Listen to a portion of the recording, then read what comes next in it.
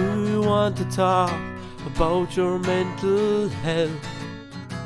Well, you've come to the right place. I'm your host. You can call me Horse. Why the long face? Hello, and you're very welcome back to another episode of Why the Long Face, a podcast with me, Horse O'Keefe. This week, lads, I hope you have your homework done and I hope you have your books in your bag. Because this week I'm not just Horse, I'm Muntur Horse. Or you can call me Sir, or Teacher, or whatever it is that you want. This week, lads, we're going to do a history lesson. We're going to talk about the history of depression. We're going to talk about how it is we've come to understand depression as we do today. Because depression is not a new thing. It's been around for a long, long time. It's had different names and the understandings have slightly changed, but it's fucking fascinating, and it's so interesting to see where it began and where it is now, and even how far back it goes. You'd actually be extremely surprised as to how far back depression has been spoken about. So, like, just for example, think for a second of if someone approaches you and they say, I'm sad, I'm depressed. Your first instinct is, oh God, what happened? And that is kind of coming with the idea that the sadness or the depression has had an external cause. Like it's something on the outside, like the outside world that has affected you, that is causing your sadness or causing your depression. And yes, that can be the case. But the idea that your sadness has been caused by something externally rather than internally is actually a relatively new idea. So cast your minds back, way back now. Like this is before Christ, like. So there was a Greek philosopher called Hippocrates, and he noticed kind of sadness in people that wasn't just like a temporary reaction to a situation. He noticed that there was a sadness that lasted longer and was a lot more intense. And in Greek times, they believed that your whole body was kind of controlled by what they called these four humors. And humors are basically just fluids. So they believed that you had four fluids that flowed around you. So you had phlegm, yellow bile, blood, and black bile. And as long as the four of these humors were in balance and you had equal amounts of all four flowing around, you were good to go, you were happy, you were healthy. But if one of these became imbalanced, that was when you'd feel sick or you'd feel ill. And the black bile, so the Greek for black is melana, and the Greek for bile is chole. So you put those together, the melancholia. That was what depression was referred to throughout history. So if I'm talking about melancholy, I'm talking about like a deep sadness, I'm talking about depression. And like as absurd as it sounds to say that your body is controlled by these four fluids, these four humors flowing around you, they actually weren't too far off. So like come to the present day for a second. Present day doctors, they've studied it, they understand now that a long-term depression, it's down to a chemical imbalance in the brain. So yeah, fair enough, it's not a fluid as such that's flowing around you, but even the Greek philosophers and the Greek doctors had an understanding that depression was something internally. It was something that was controlling you from the inside. It wasn't necessarily something you were doing. We're in the present day now talking about the doctors, so we're going to jump back again. The 1590s, 1600s. So there was a guy called Robert Burton. He was born in 1577, and he studied sadness. And more specifically, like the causes of sadness and how we all experience sadness. And he basically believed that sadness is a vital part of life. Because I know I've done it myself. I've wished that, oh my God, I wish I was just never sad. I wish I could never be depressed. But he believed, and I'm inclined to agree with him, that you have to experience sadness. He went deeper with it, that you have to experience sadness to be able to understand more profound emotions like beauty and joy. Think about it as like a roller coaster. Going straight, and then you have a dip, and then you go straight up. Fair enough, yeah, you have mechanisms, but you also have the force of and I'm not good at physics. I didn't study the physics. I've only studied the history. But you have like the force of the very heavy roller coaster moving. So if you go down to then go up, you're going to have all that force pushing you up. Whereas if you're trying to just go from a straight to straight up, you're going to need some sort of help. So if we in life didn't have those dips, we'd never be able to shoot up and experience the good things in life, the happiness, the contentment, the joy. And again, this is going back to like the 1600s, and they understood it then, but it's still so relevant now. And then again, kind of going back, like scientists believe that crying and feeling withdrawn helps secure social bonds. When they're talking about this, they're going back to literally like Neanderthal, like caveman times. So they believe that crying and like someone being withdrawn because they're not feeling themselves and they're feeling sad and they're feeling down, that helped early men kind of secure bonds, and it made them realize that you have to help each other. You have to support each other to get through things. This is going back literally to cavemen, to like the very first ideas that we have of mankind or womankind or whatever gender kind you want to look at it as. And one of my kind of most favorite discoveries of this entire history lesson was from, so there was a 20th century medical anthropologist. His name was Arthur Kleinman, and he gathered evidence from a lot of different people and about the way that they talk about their own pain, and basically suggested that emotions are not universal. And this is something that I have said multiple times, that if you put me and you and your mother and a random stranger on the street, if you put the four of us into a situation to experience something, the way we would react would be completely different based on our own lives, our own principles, all of these things. And here's your man Arthur, and he's figuring this out in the 20th century. But he also believed that because emotions are not universal, that it's culture and more specifically language that can influence the way that we feel. So by talking about it, we can help each other understand, and we can make we can help ourselves to understand what we're going through, and two, we can help others understand what it is that we're going through. So even there, you just like the few, like there's a lot more to it, but they are like the main points of the history of depression. There's lots of different viewpoints there, but the key point in all of them is that the best way to deal with it is to articulate, is to be able to express how you feel, because through expressing how you feel, you're creating bonds, you're helping and creating more understanding, both for yourself and for others.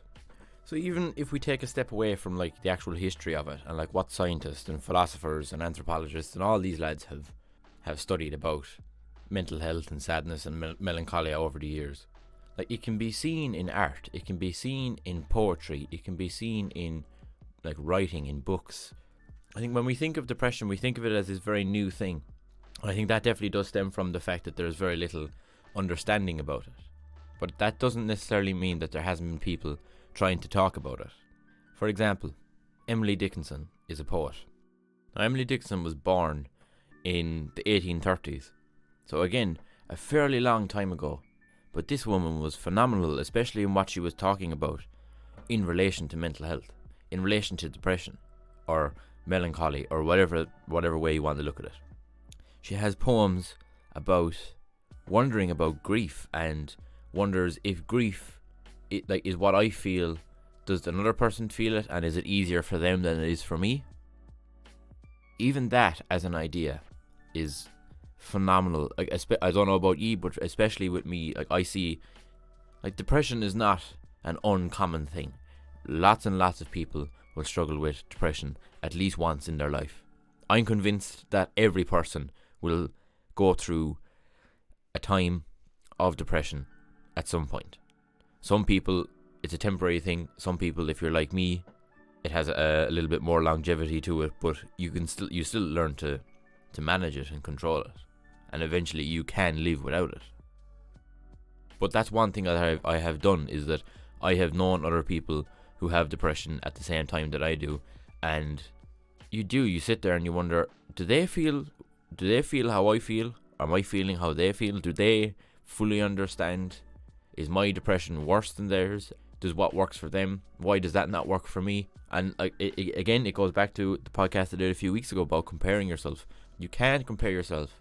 If there was me and you sat here and we both have depression, yes, 100% there are probably things that we both have in common, but there are also going to be a lot of things that we don't have in common that are completely different, because we're two completely different people. We're two completely different consciousnesses, however you say that word. And again, down to like the way our brain is wired, and down to our family genealogy and all these things, the way we will react are two very different things. You can't compare yourself. Yes, you can take things, like I could say, okay, you did that might actually work for me, or vice versa. But the fact that Emily Dickinson was able to kind of pinpoint this 1850s, 1860s, like she died in 1886, I think, so she was a young woman and she was able to put into words what I assume a lot of people were probably feeling back then, and what a lot of people are still feeling now. So not only have I just been your history teacher, I'm also going to be like your guidance counsellor for a bit. You can still call me sir or teacher or mentor or whatever it is, but I know that people sometimes disregard art and disregard artists or disregard creative people, that we're all a bit airy-fairy and we don't really fully understand what's going on in the world and we just want to do our thing and it's not a viable job option and all this sort of shit, frankly. But how many of you have a song that has very specific lyrics that just hit home to you? Because I would guarantee that it is probably most of you. It doesn't matter if it's a new song, an old song, whatever it is.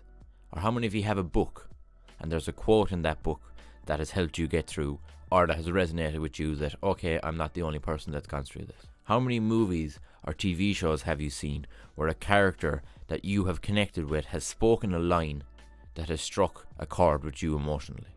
How many times have you seen a painting and you've seen that painting and you've just been overcome by that certain emotion that you attribute to that painting? Art is a beautiful thing, lads, and when I'm speaking about art, I'm talking about every sort of medium of art.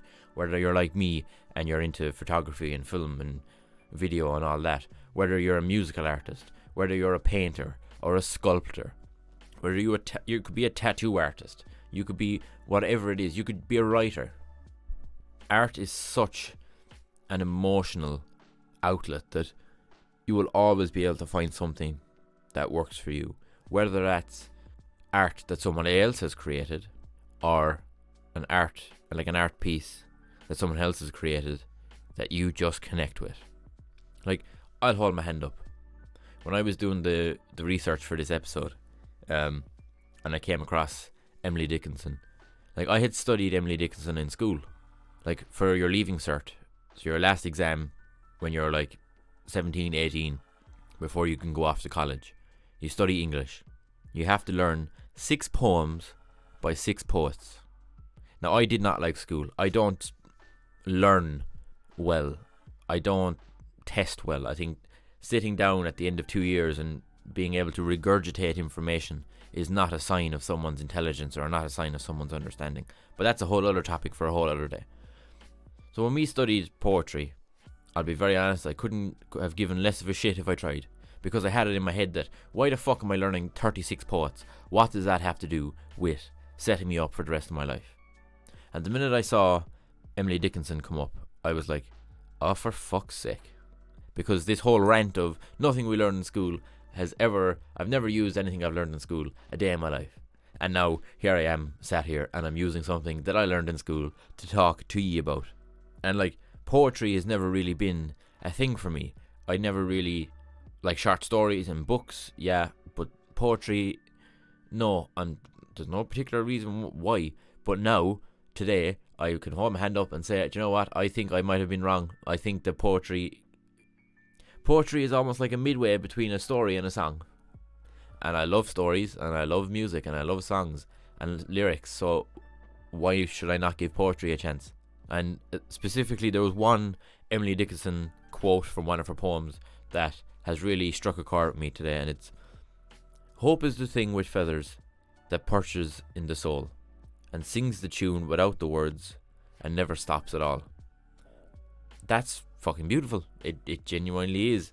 So she has given hope this physical being, this physical shape. She's given it, like, in her own head, she has given what she views hope as. She sees that as this little thing with feathers, and it's inside her, and it is constantly singing away without knowing the words, and it doesn't stop at all.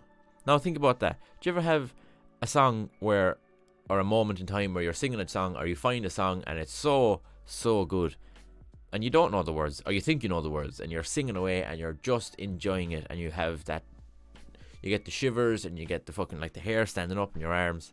That, in that moment, that is what Emily Dickinson viewed hope as, and that is fucking beautiful. It's fucking amazing.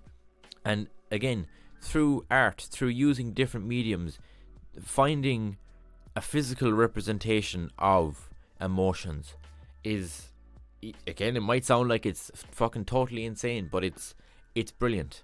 It really is. It's like that movie Inside Out, where you have little people inside you, and one is anger, and one is hope, and one is sadness, and one is being scared, and I can't remember now. But a lot of the work I have done on my depression, I have done work and I have created characters or figured out. So, like, when my depression is talking to me, I know what he looks like now. I have given him a face, given him a body. I know what he has manifested himself as. So I know now that it's not me talking to me, it's a different thing talking to me, and I need to have that conversation back. And you can do that for everything. You can do that for your anger, for your sadness, for your anxiety, for your contentment or your happiness, for whatever emotions you have, for whatever feelings that you have. You can, and it doesn't have to be anything madly complicated, because I'm aware that some people aren't as in tune to their artistic side as other people. It could literally be a smiley, like a stick man with a smiley face, a stick man with a sad face, a stick woman with an angry face. It doesn't have to be anything madly complicated. I'm fortunate, I suppose, that I've always had a very vivid imagination, so I'm able to create these more complicated looking characters or people or figures. But you can get to that point. I don't for a second believe that nobody is artistic. Because, like, what is artistic? You can't just pinpoint what an artist is. For me, an artist is someone who uses a medium to express themselves. That is it. That is literally it. So you telling yourself that you're not artistic does not mean that you're not. It just means that you haven't found the right medium for you yet. Pre-COVID times, I couldn't play the guitar. Now, you might still argue that I still can't play the guitar particularly well, but I can play the guitar well enough that I have written 3 or 4 songs that have helped me express emotions that I didn't fully know how to talk about. I made a photo book where it was parts of photography and parts of diary entries from when I was 13 years old. That was another way of me expressing stuff that I didn't necessarily fully know how to just say to someone. Like, art is a beautiful thing, lads, and history shows you that, like, there's paintings from years ago that I have seen, and I can't name any now off the top of my head, but I know I remember seeing them, and it just getting that pit in my stomach of, fuck, that's me, I get that. So throughout history, if there has been understanding of mental health, and understanding of, and people trying to talk about it, we owe it to them and to ourselves to continue to talk about it, to find new ways of talking about it, and to make sure that in a couple of 100 years' time, that people still understand the importance of talking about your feelings. So there you go, lads, that's the end of my lesson. I hope that, one, ye have learned something. I have definitely learned multiple things today, the most important of which being I should never be a teacher, because I just fuck off on these tangents and you'd never actually learn anything. But again, that's the beauty of talking about it and the beauty of researching it. I started this whole episode talking about the history of depression, and then we managed to get at the end towards art and expression and all these other lovely things. And c'est la vie, that is life. It's how things go. But yeah, no, teaching, definitely not for me. Teaching about mental health, yeah, 100%. But teaching in a classroom to a bunch of children, absolutely not. We had a gap in the podcast last week because we had no Jambon. Jambon was on his holidays. He was off touring in America. But he's back this week. He was off in the USA, but he missed a good cup of tea. It's time for Jambon's Corner.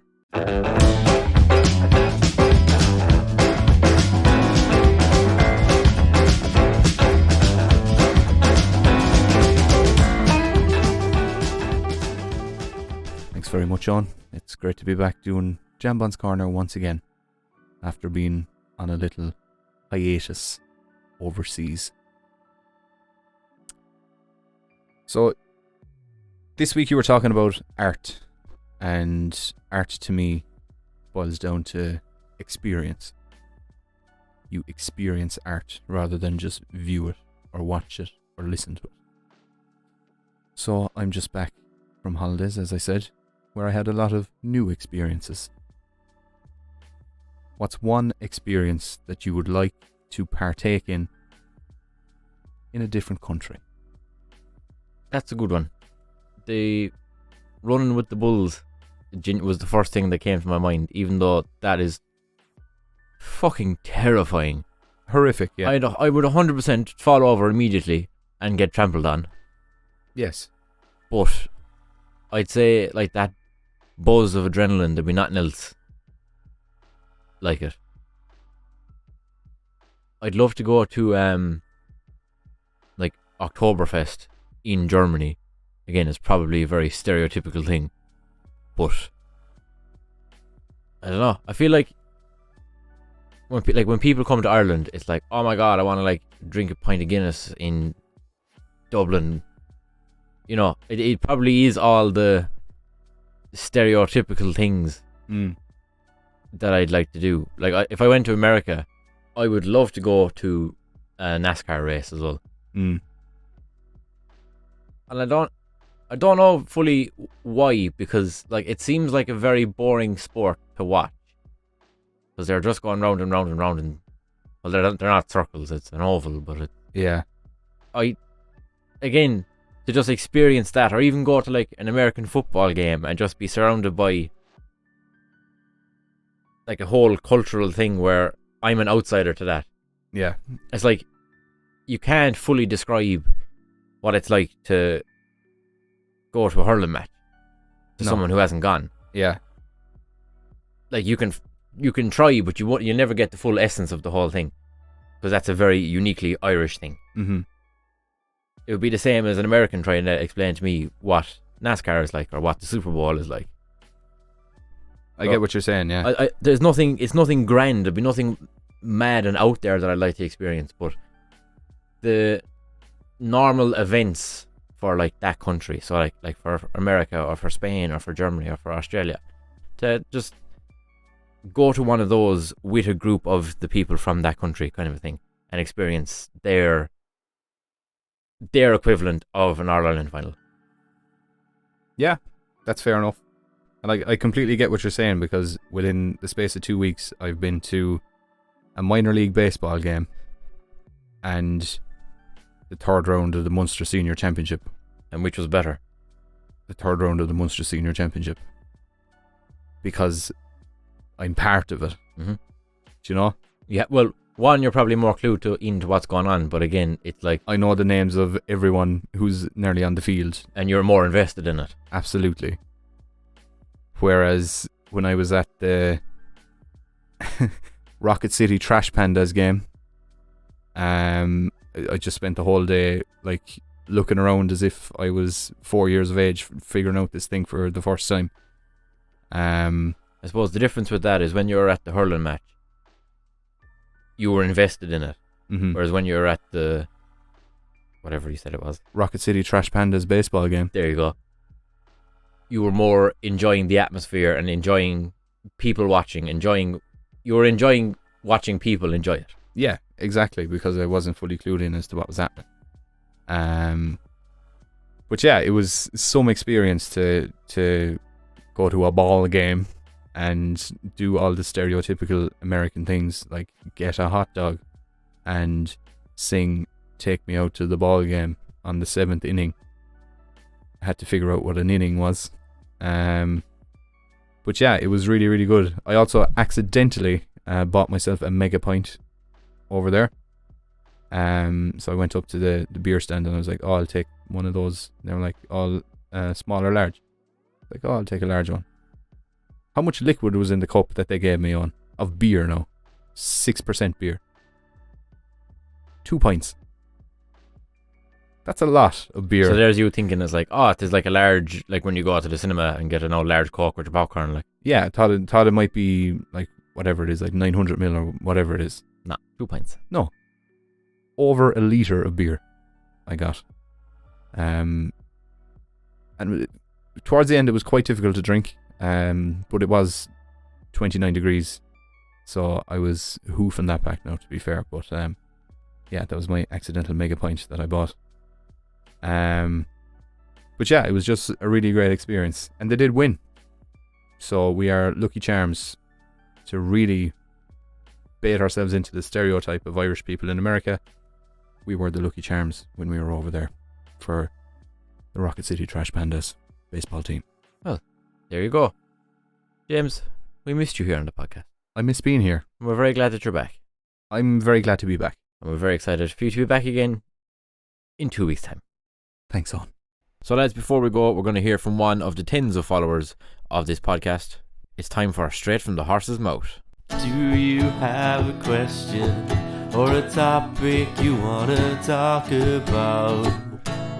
Here's your chance, it's straight from the horse's mouth. So this week's correspondence comes in from Emma. Emma is a fan of your TikTok, she says, by the way. And she says that a recent trend has come up a lot on her FYP, where girlfriends are bringing up boyfriends' beige flags. They're not quite fully red flags that would put someone off a relationship with someone, but they're not green flags either, which are very positive attributes to have. So what are some of your beige flags that you might have?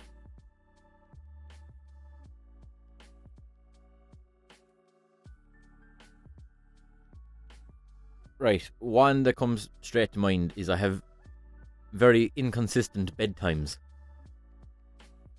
So like one evening I might manage, say, 3 episodes of a TV show or a movie or whatever, and it could be 12 o'clock and I go into bed then, and I could still stay on TikTok for another half an hour. But other nights it'd be 10 o'clock, half 10, and I'm already ready to go to bed when the missus might not be ready to go. No, I'm not saying that she has to go to bed, but she normally does, because she's like, oh, I'm not going to sit here by myself, like.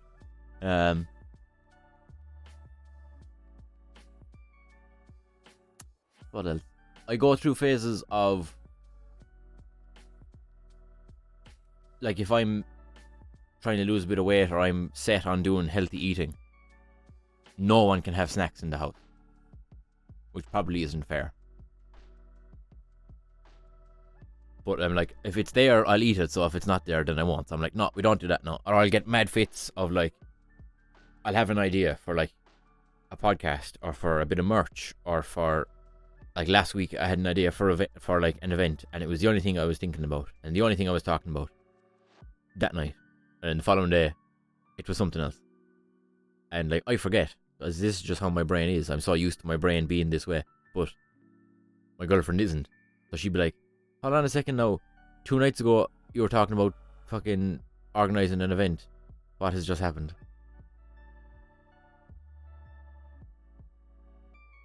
Singer and entertainer Tina Turner passed away at the age of 83. Singer and entertainer Tina Turner has passed away at the age of 83. That's probably why you thought. Oh no. Who sent We that? would have sold so many You tickets. just saw it. Oh my god. Yeah. It's on on Twitter, yeah. Okay. Yeah. Yeah.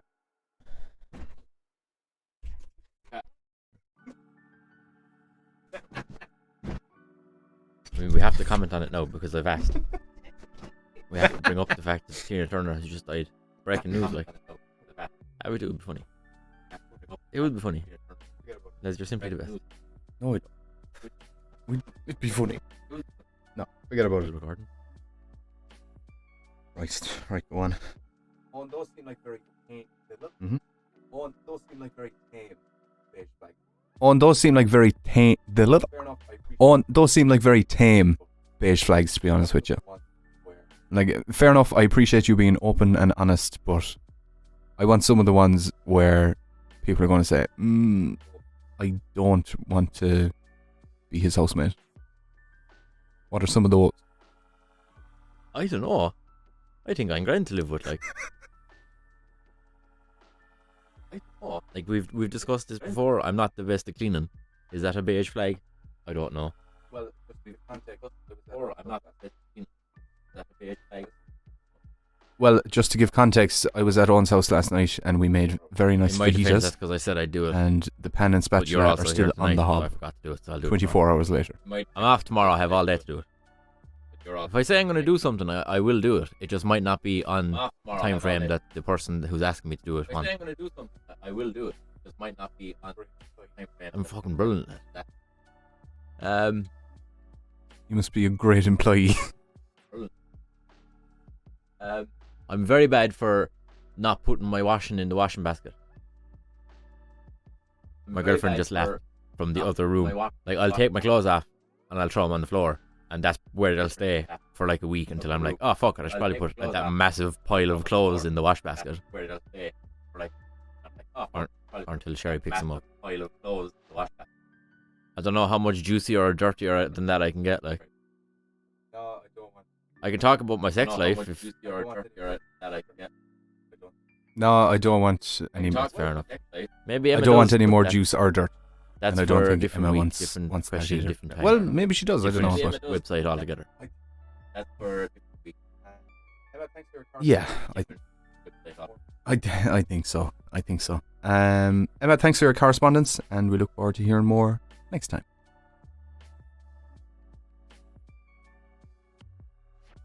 I do apologise for interrupting the podcast, but we've just received some breaking news here in Horse Studios. Singer and entertainer Tina Turner has sadly passed away at the age of 83. Owen, what's your initial reaction to that news?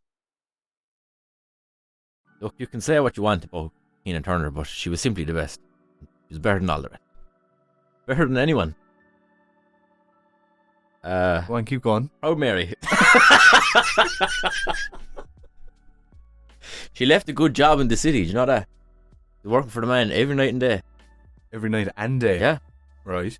Never lost a minute of sleep. But she was working the whole time. She never lost a minute of sleep. Right.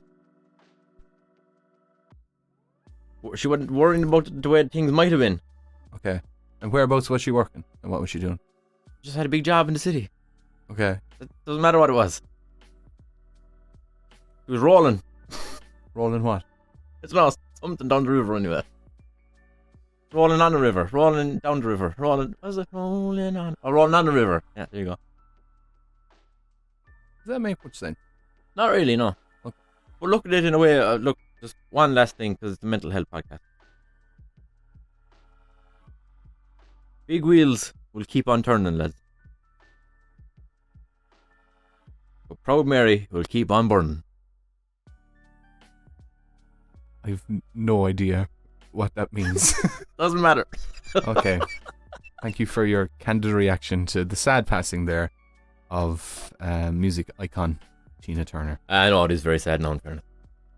So let's look for the next while. Do a bit of research yourself.